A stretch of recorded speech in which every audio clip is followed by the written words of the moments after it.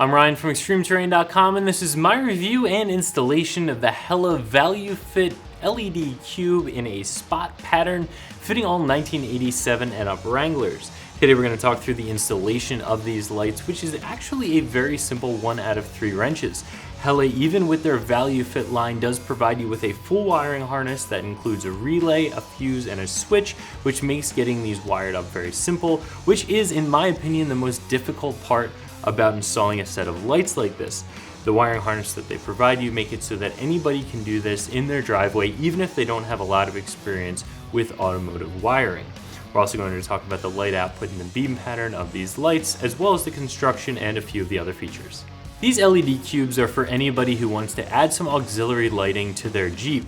Now, anytime you're adding auxiliary lighting like this, unless you're using an expressly DOT approved driving light, these are not going to be for use on the road. Even though these are a controlled spot beam, they're not going to be able to be used on the road because they will throw light into oncoming drivers' eyes, making it very difficult for them to see at night. These can be flicked on if you're driving down a back road without any oncoming traffic, and certainly can be used on the trail. I really like a spot beam in a couple of different locations. One would be up on a roof rack or on an A-pillar mount. And the reason for that is if you have a flood beam in those locations, you can get a lot of light bouncing off of the hood and back into your own eyes as you're trying to drive. This spot beam will make sure that you don't get a lot of bounce back, and it will light up really far down the trail. You can aim these past where your headlights hit, extending your viewing range. Hella is known for making a really high quality light, but that also comes at a high price. So they introduced the ValueFit line for those of you who don't quite have the budget for their top of the line, top quality lights, and are okay with a small step down in performance. These are still a very well-built light, however they're not going to produce quite as much light or have as crisp of a pattern as their top tier light from Hella. These lights are constructed like a lot of other ones on the market. These have a die-cast aluminum housing. They come with aluminum brackets so that you can mount these on any traditional single post mount. They have a polycarbonate lens, 4 LEDs in these cubes, and again, these are a spot pattern as opposed to a flood pattern, so these are going to throw light far down the trail but not scatter as much. Now, a lot of LED lights will come with a pigtail on them that just has 2 wires. These actually come with a pigtail that has a weatherproof connector.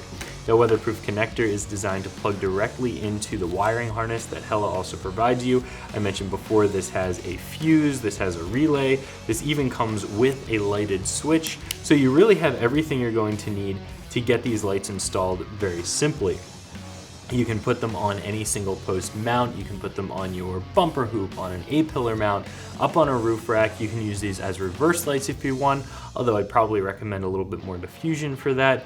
Or if you are willing to drill a hole in your bumper or really anywhere in your Jeep, you can go ahead and mount these lights. As I mentioned, these are a very simple 1 out of 3 wrench installation, especially if you're going to use one of those bolt-on mounts for a traditional single post pod like this. There are a bunch of them out there. A lot of your bumpers, if you have an aftermarket bumper, will come with light mounting tabs on them, and these are going to bolt right up. They include all of the hardware and will be fully adjustable once you have them mounted.